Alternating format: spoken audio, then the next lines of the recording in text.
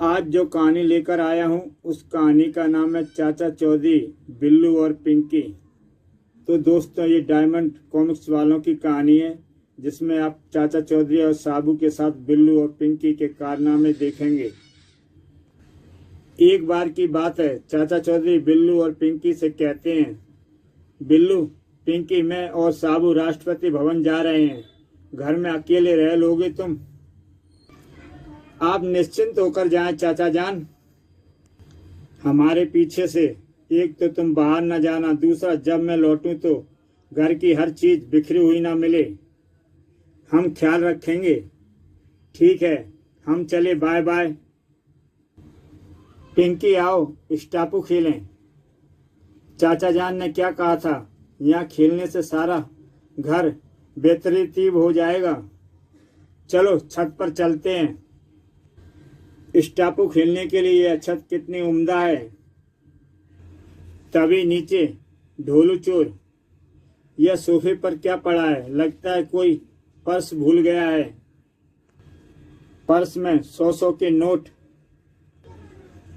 जो आदमी इतने पैसे बाहर छोड़कर जा सकता है उसके घर के अंदर कितना माल होगा। ढोलू, आज तेरी किस्मत खुल गई। वाह, सचमुच इतनी धन दौलत है कि मेरी बाकी उम्र आराम से गुजर जाएगी। थैला भर गया है लेकिन दौलत अभी खत्म नहीं हुई। छत पर अब मेरी बारी है। बिल्लू, स्टापू सीढ़ियों की तरफ जा रहा है। ओह, कोई नीचे आ रहा है, कहाँ छुपा जाए? ढोलू चोर जल्दी जल्दी सोचने लगा। उसने आओ देखा ना ताओ, इसी अलमारी में छुपना मुनासिब रहेगा।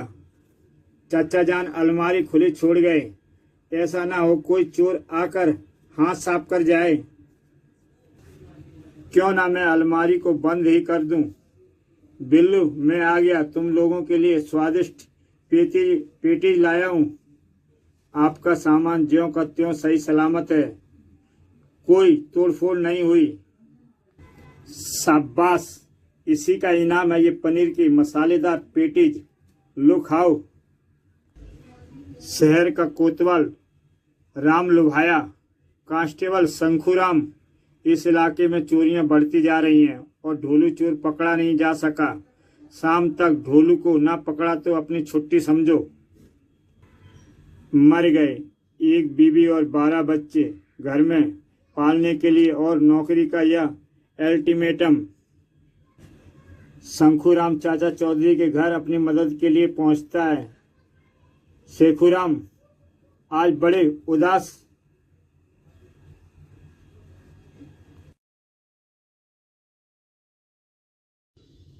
उदास नजर आ रहे हो।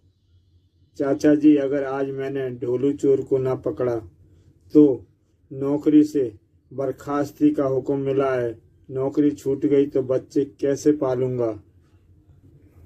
फिक्र न करो, अलमारी खोलो और जितना चाहे पैसा ले लो। नौकरी छूटने पर कोई धंधा शुरू कर लेना। जैसे ही शंखुराम अलमारी खोलता है, अब पैसे की जरूरत नहीं, यह ढोलू चोर पकड़ा गया, मेरी नौकरी बरकरार रहेगी। ढोलू, तुमने मुझे बहुत परेशान किया है। चल, सबसे पहले मैं तुम्हें हवालात में बंद करता हूँ। उफ, ना जाने सरकार पुलिस चौकियां इतनी दूर क्यों बनाती हैं। चलते चलते दम खुश्क हो गया। क्यों ना थोड़ी देर सामने पेड़ की ठंडी छांव में आराम कर लिया जाए। ठीक है, दोनों एक पेड़ की छांव के नीचे बैठ जाते हैं। अब कुछ दम में दम आया। ठंडक पाकर सिपाही की आंख लग जाती है। खर खर, कमबख्त, आग लग गई। काफी आराम कर लिया, अब चलना चाहिए। हैं? ढोलू, भागो। शंखुराम को चकमा देना चाहिए, इस ड्राम में छुप जाऊं। कौन जाने किसने किसको चकमा दिया। अब तुम इस ड्रम में बंद रहोगे ढोलू। तभी बिल्लू कहीं ढोलू को इधर तो नहीं देखा। वह कमबख्त मुझे चकमा देकर भाग निकला। फिक्र न करो, मैंने उसे इस ड्रम में बंद कर दिया है। अरे वाह बिल्लू, मेरी नौकरी जाते जाते एक बार फिर बच गई। मैं इसको ले जाकर अभी हवालात में बंद करता हूँ। नाक में दम कर रखा है इसने। उधर पुलिस स्टेशन में। ठीक है सर। शंखूराम, अभी अभी पुलिस कमिश्नर का फोन आया है कि अगर ढोलू चोर 1 घंटे में न पकड़ा गया तो वह इस पुलिस चौकी के सारे स्टाफ को डिसमिस कर देंगे। सर आप फिक्र मत करो, मैं ढोलू चोर को ले आया हूँ इस ड्रम में। शाबाश शेखू, तुम इस चौकी के सबसे होनहार कांस्टेबल हो। इस बार गणतंत्र दिवस पर मैं तुम्हें स्पेशल पुलिस मेडल दिलवाऊंगा। ड्रम खोलो और ढोलू चोर को बाहर निकालो। जैसे ही हवलदार ड्रम का ढक्कन खोलता है, ओह तेरी यह हिम्मत, मेरे साथ मजाक। शंखूराम कांस्टेबल, मैं तुम्हें इसी वक्त डिसमिस करता हूं। तभी बिल्लू वहां आ जाता है। ठहरिए कोतवाल साहब, ढोलू इस ड्रम में बंद है। शंखूराम खुशी में इतना पागल हो गया कि उसे खबर नहीं रही कि वह दूसरा ड्रम ले जा रहा है। देखते हैं, इस ड्रम में खोलो। कोतवाल बिल्लू से ड्रम खोलने के लिए कहता है। चलो सीधे हवालात में, तुमने मुझे बड़े कष्ट दिए हैं। समुद्र का अपना ही लुफ्त है, ठहरो। लहरों की तरंग और यह ठंडी ठंडी रेत, इससे अच्छी जिंदगी में और क्या है। मैं तरबूज ले आया हूँ, सारा दिन यही खाता रहूंगा। फुटबॉल खेलो और मौज उड़ाओ। मुझे तो भूख लगी है, पहले पेट पूजा फिर काम दूजा। तरबूज धूप में पड़े पड़े गर्म हो गए हैं, क्यों ना इन्हें कुछ देर समुद्र के ठंडे पानी में रखा जाए। जब ये ठंडे हो जाएंगे तो इन्हें खाने में ज्यादा मजा आएगा। पानी के अंदर काफी देर रख लिए, अब तक ये खूब ठंडे हो गए होंगे। धनपत, हाँ गणपत, यार भूख लगी है, तेरी भूख मिटाने का इंतजाम ही तो कर रहा हूं। वह देखो कितने तरबूज, इतने सारे तरबूज हम दोनों की भूख मिटाने के लिए काफी होंगे। हाँ, कांटा ठीक जगह लगा, आजा आजा। कि तभी साबू पानी के अंदर से बाहर आ जाता है। पहलवान, मैंने तो तुम्हें नाव में बुलाने के लिए कांटा फेंका था। या नाव में आराम से बैठकर ठंडे ठंडे तरबूज खाओ। नहीं, मैं यहीं ठीक हूँ। अरे पहलवान, नाव में आओगे तो सब मिल बांट कर खाएंगे। हमारे पास नमक है और ये छुरी भी। अगर ऐसी बात है तो आता हूँ। जैसे ही साबू नाव में आने की कोशिश करता है, नाव एक तरफ से उठ जाती है। ओह, ये क्या, बचाओ। मैंने तो तुम्हें कहा था कि मैं पानी में ही ठीक हूँ। अपनी बेवकूफ़ी के कारण हम नाव से ही हाथ धो बैठे। थोड़ी दूर समुद्र तट की रेत पर, आह कितना अच्छा रेत का घरौंदा बना है, इसमें अपनी गुड़िया का सामान सजाऊंगी। तभी वहाँ पहलवान आ जाता है और गुड़िया का रेत का घर बनाया हुआ अपने पैरों से फोड़ देता है। ओह मेरा घरौंदा, और हंसता हुआ वापस चला जाता है। तभी वहाँ चाचा जी का आना होता है। नीली, क्यों रो रही हो? गप्पू पहलवान ने मेरा घरौंदा तोड़ डाला। चुप हो जाओ, मैं तुम्हारे लिए नया घरौंदा बना देता हूँ। लो, नया घरौंदा तैयार हो गया। यह सिर्फ नीली का है। वाह, पहले से भी बढ़िया। नीली, खेलो और मौज मनाओ। जो कोई तुम्हारा घर तोड़ेगा वह हफ्ता भर पछताएगा।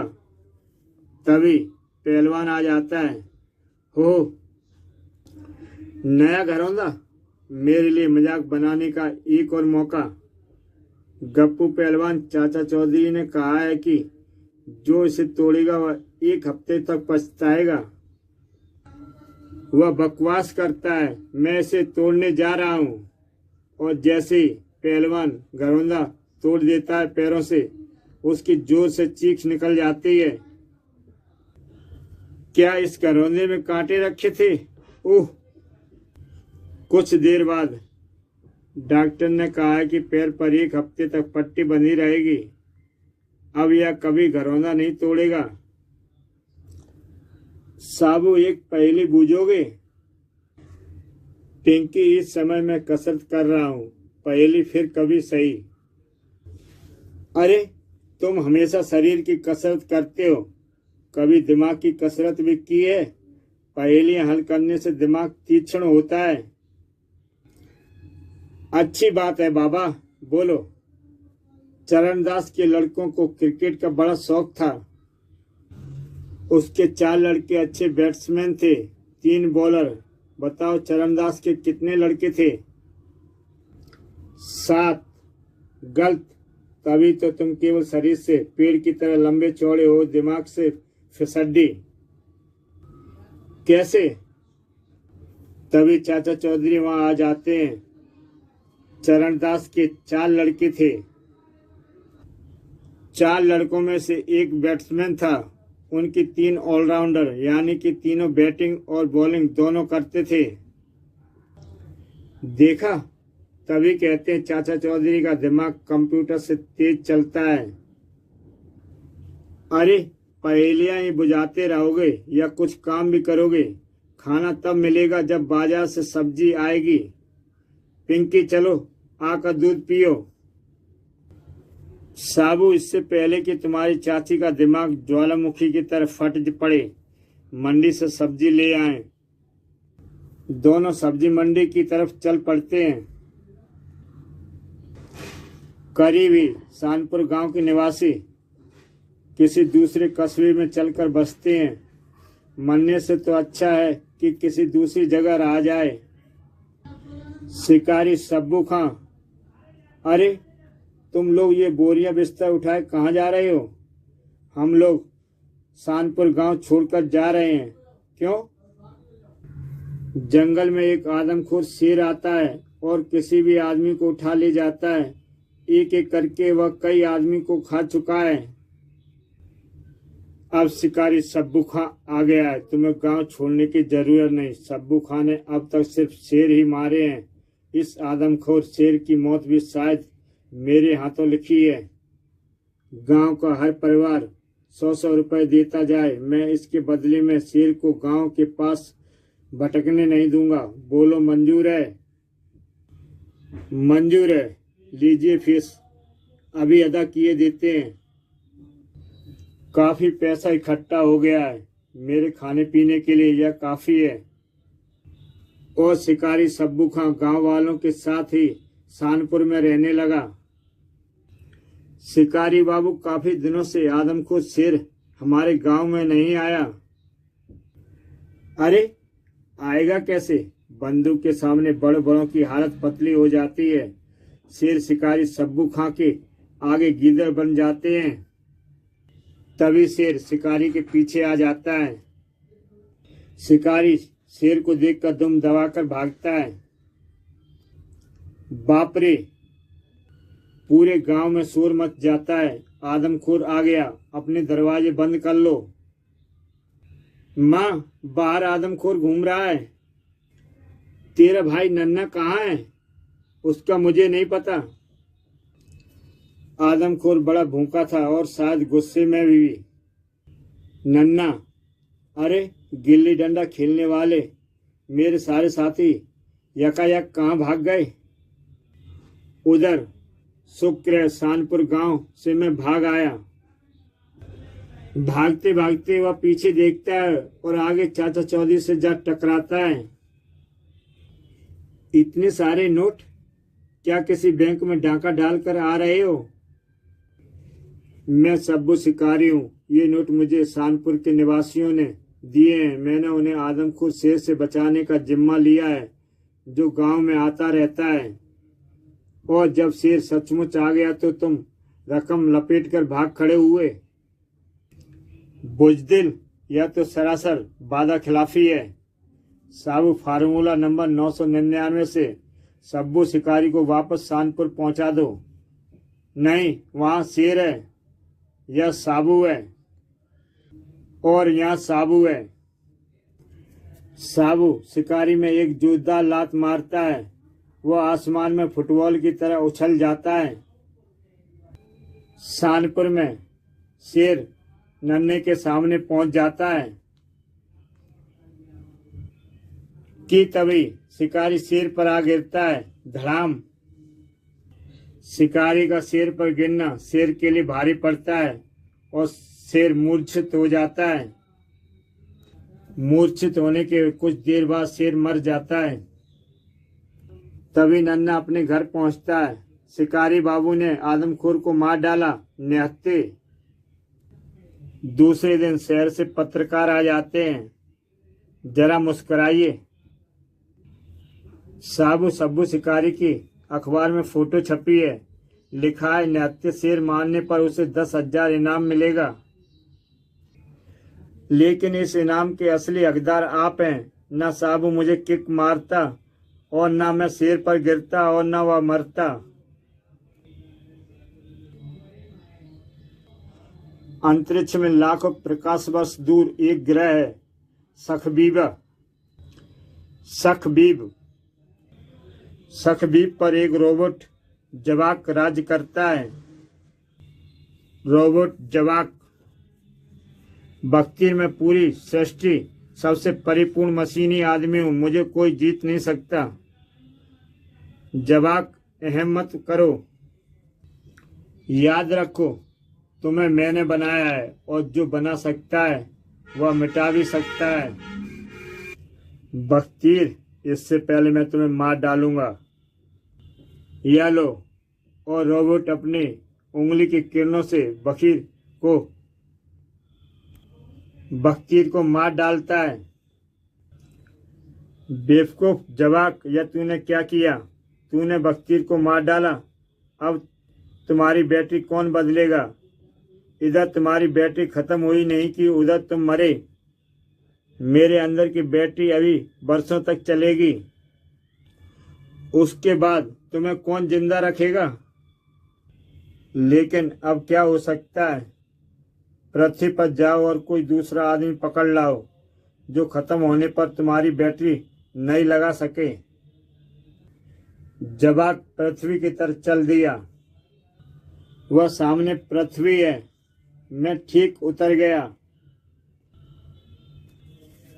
साबू, क्या तुमने महसूस किया है कि पृथ्वी पर कंपन हुआ, जैसे भूचाल का हल्का सा झटका हो?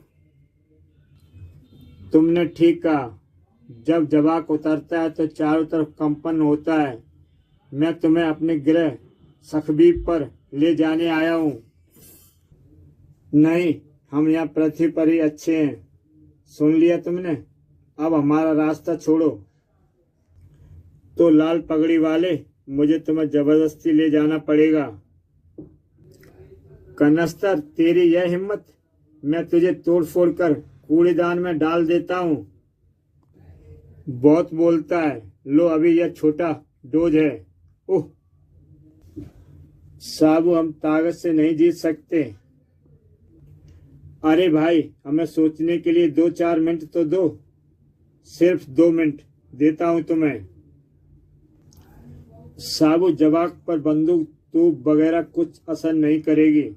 अंतरिक्ष के कई ग्रहों पर पानी नहीं है। अगर इसके ग्रह पर भी ऐसा है तो काम बन सकता है। तभी, हरिओम। पंडित जी, क्या आज हम पर चरणामृत नहीं छिड़कोगे? अभी लो। जरा इधर आकर। चरणामृत जिस पर पड़ता है वह पवित्र हो जाता है। हरिओम। चाचा चौधरी रोबोट के आगे खड़ा हो जाता है और पंडित जी का चरणामृत चाचा चौधरी और रोबोट पर पड़ता है। ओह, यह मुझ पर क्या डाल दिया? मेरा अनुमान ठीक निकला। जवाक पर पानी तेजाब जैसा असर करता है। उस पर जहाँ जहाँ छींटे पड़े वहाँ वहाँ छेद हो गए। मेरी यह हालत तुम्हारी वजह से हुई है, तुम्हें मैं मारने जा रहा हूँ। तभी साबू वहां आ जाता है। इससे पहले मैं तुम्हें देखता हूँ। चाचा चौधरी की हंसी का ठिकाना नहीं रहता। बहुत चालाक बनता था, पुर्जे पुर्जे हो गया और इस प्रकार रोबोट का अंत हो गया। दोस्तों, कहानी अच्छी लगी हो तो मेरा YouTube चैनल सब्सक्राइब करें और देखें चाचा चौधरी और साबू की एक से बढ़कर एक बेहतरीन कहानियां। तो दोस्तों, कल फिर मिलता हूं एक नई कहानी के साथ।